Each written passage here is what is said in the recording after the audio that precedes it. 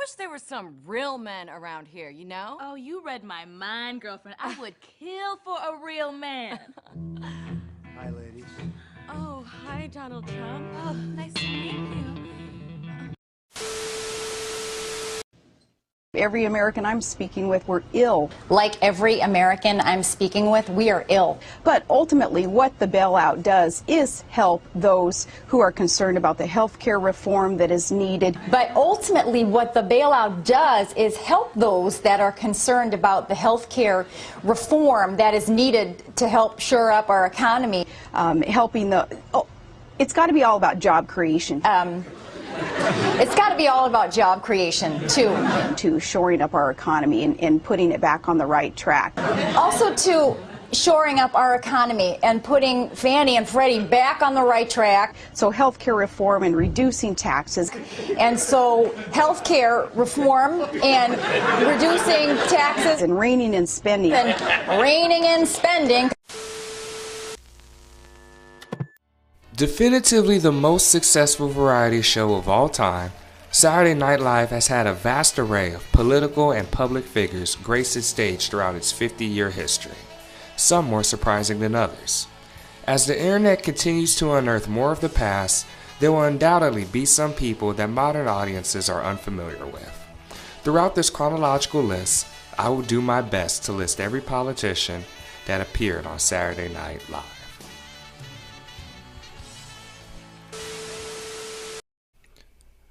The first politician to appear on the show was White House Press Secretary Ron Nessen, who hosted the 17th episode of the first season, with his boss, President Gerald Ford, also making a cameo.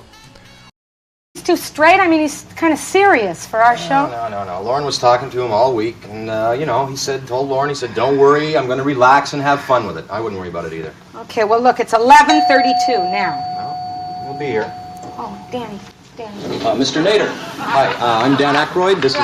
Ralph Nader hosted the 11th episode of the second season in 1976. He would appear on the show 3 more times. Season 5, Episode 14, Season 16, Episode 8, hosted by Tom Hanks during a Five Timers Club sketch, and finally, the first episode of Season 26. Fun fact, this episode was also the first appearance of Tina Fey. Georgia Senator Julian Bond would host the 18th episode of the second season, with Tom Waits as musical guest.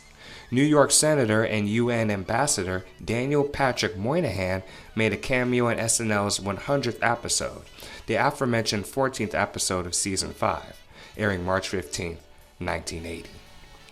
Continuing through the 80s, South Dakota Senator George McGovern hosted the 17th episode of the 9th season, airing April 14, 1984.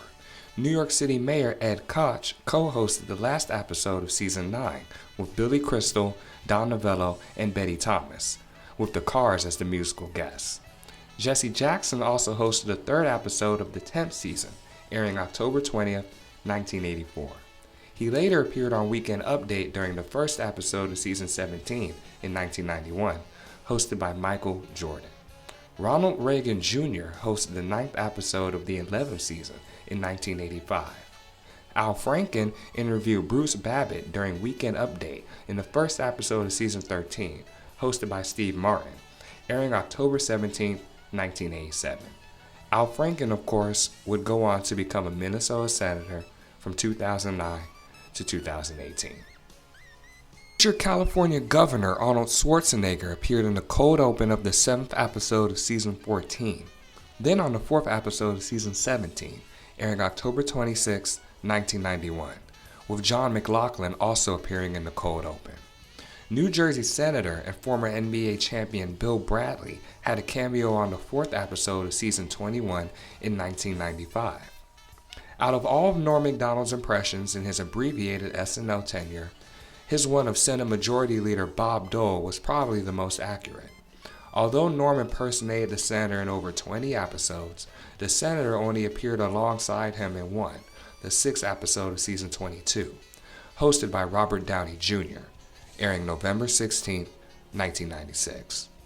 Steve Forbes hosted the 17th episode of Season 21, right after dropping out of the presidential race.